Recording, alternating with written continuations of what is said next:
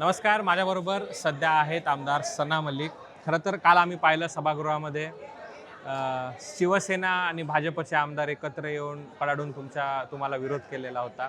दुसऱ्या बाजूला पाकिस्तानच्या कायद्याची महाराष्ट्राच्या विधानसभेत नेमकी चर्चा काय होते? काय प्रकरण आहे? तुम्हाला असं वाटतं की पाकिस्तानचे जे रेफरन्स देऊन भारताचे आमचे महाराष्ट्राचे असेंब्ली फॉरवर्ड चर्चा एक चांगली चर्चा होती?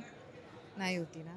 पण भाजपच्या आमदाराला गरजच नाही होती पाकिस्तानचा रेफरन्स आणि सायटिंग्स देण्यासाठी आमचे महाराष्ट्राच्या असेंब्ली फ्लोअरवर. पण त्यांनी ते दिलं. त्यांनी काय तिकडे लॉज आहे पॉलिगॅमीवर, काय तिकडे नियम आहे आणि काय टक्केवर पॉलिगॅमी आहे ते सगळे त्यांनी माहिती महाराष्ट्राच्या असेंब्ली फ्लोअरवर दिलं आणि आम्हाला ते चुकीचं वाटलं म्हणून आम्ही त्यावर आक्षेप घेतला. विषय 2 होता. महिलांचा विषय होता तर आमचं एक स्पष्ट भूमिका होती की हे सगळे अत्याचार फक्त मुस्लिम महिलांच्यावर नाही होत आहे. तर तुम्ही महिलांच्या विषयावर कधीही धर्म आणि रिलिजन आणू नका.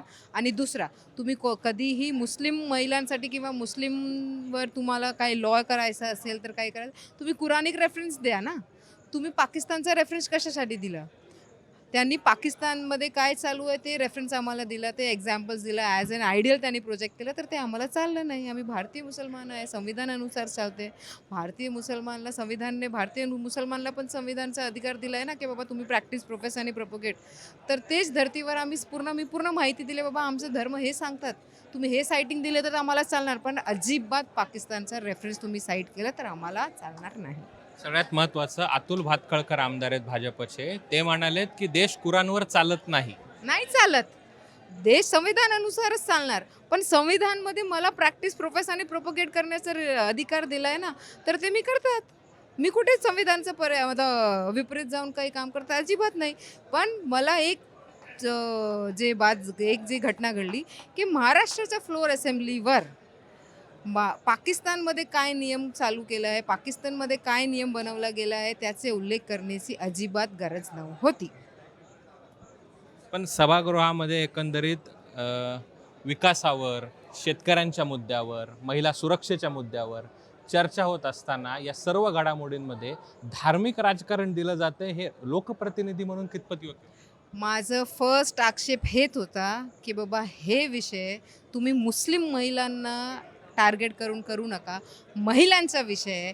फक्त महिलांवर बोला. कोणतेही धर्म यावर आणू नका. पुढची तुमची पावलं काय असणार आहेत? कारण खरंच पाहायला गेलं तर खूप कडाडून विरोध झाला. त्यानंतर जयंत पाटील त्या मुद्द्यावर तुमच्या बाजूने उभे राहिलेले आम्हाला दिसले. नाही, 50-50% होतं सभागृहात.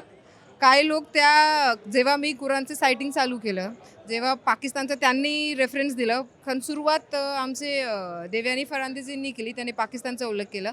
तेव्हा याच ठिकाणी सगळे बोंबाबोंब चालू झाला. जेव्हा मी कुराणचं सायटिंग चालू केलं, तेव्हा तिकडे बोंबाबोंब झाला.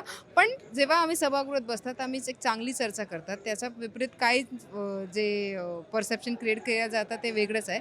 पण त्यांच्याकडे माहिती नव्हती. मी पूर्ण माहिती दिली आणि फक्त एकच बोललो, की भारतात मुसलमान आहे, ते संविधानानुसार चालतात. आम्हाला अधिकार दिलं गेलं आहे, आम्हाला अधिकार दिलं गेलं आहे कुराण फॉलो करण्याचे, तर आम्ही ते कुराणानुसार आम्ही फॉलो करतात. तुम्ही पाकिस्तानचा रेफरन्स अजिबात देऊ नका. तुम्हाला द्यायचा असेल काही रेफरन्स, तर जे नियम पाकिस्तानने बनवला आहे, ते कुराणानुसार बनवलं आहे, तर तुम्ही कुराणचा डायरेक्ट रेफरन्स द्या आम्हाला. पाकिस्तानचा रेफरन्स देण्याची गरजच नाही.